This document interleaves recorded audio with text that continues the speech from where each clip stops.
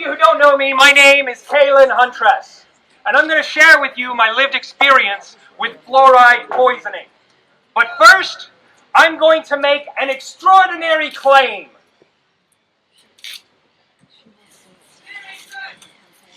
Drinking fluoride makes you dumber. Yes! That's my extraordinary claim. And it's true. Extraordinary claims require extraordinary evidence. That's fair to say. If you make an extraordinary claim, you should be prepared to back it up with extraordinary evidence. Is that true? Yeah?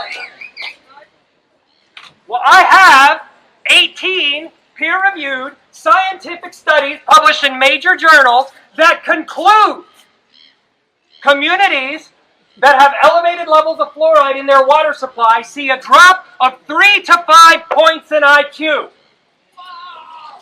That's not what I say, that's what the science says.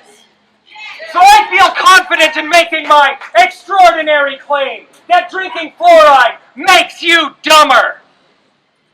Dr. Diana Sarfati, the Director General of Health for New Zealand, has also made an extraordinary claim.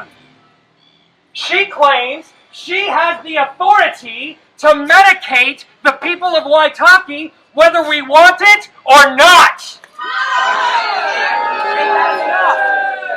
This claim contradicts the New Zealand Bill of Rights and the Nuremberg Code. The Nuremberg Code is a set of ethical principles that were adopted after World War II.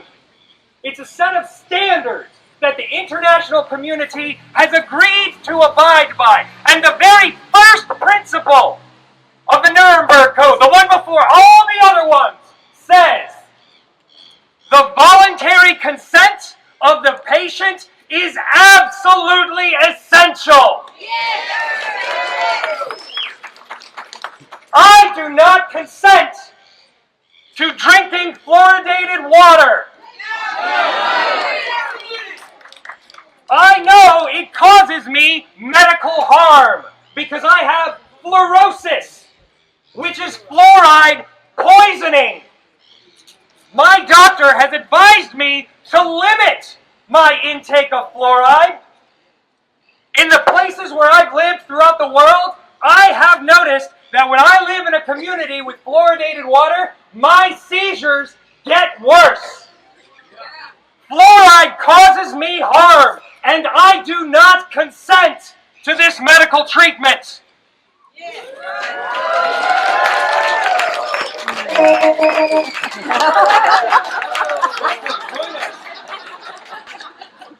The New Zealand Bill of Rights gives all of us the right to refuse any medical treatment. That's what Section 11 says.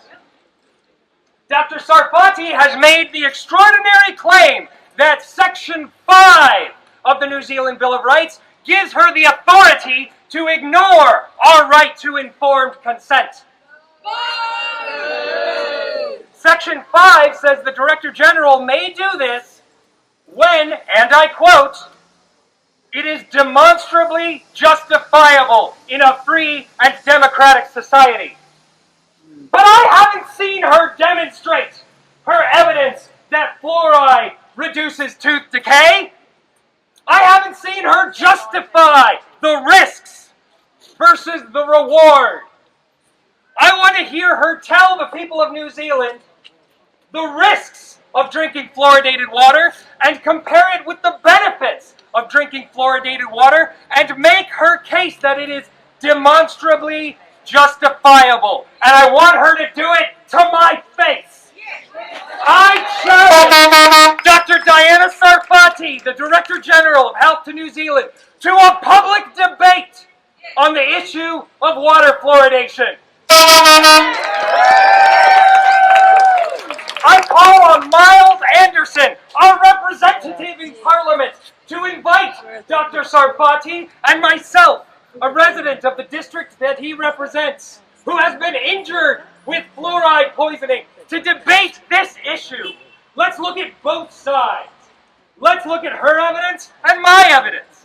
I want to see her extraordinary evidence that fluoride is good for the human body, and I want to ask her questions about her evidence. I want to share with her my extraordinary evidence that drinking fluoride makes you dumber, and ask her some tough questions. Because if she can't handle tough questions about this issue, she doesn't deserve the authority to medicate us against our will.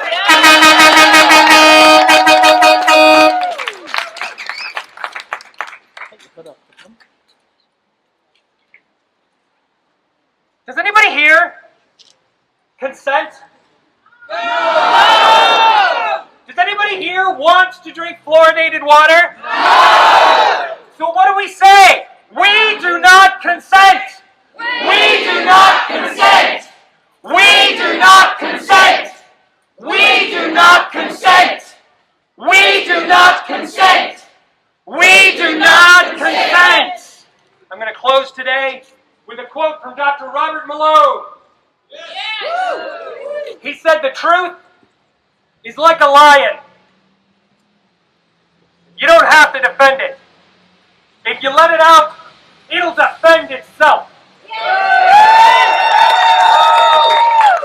We have the truth on our sides, my friends, but we must roar!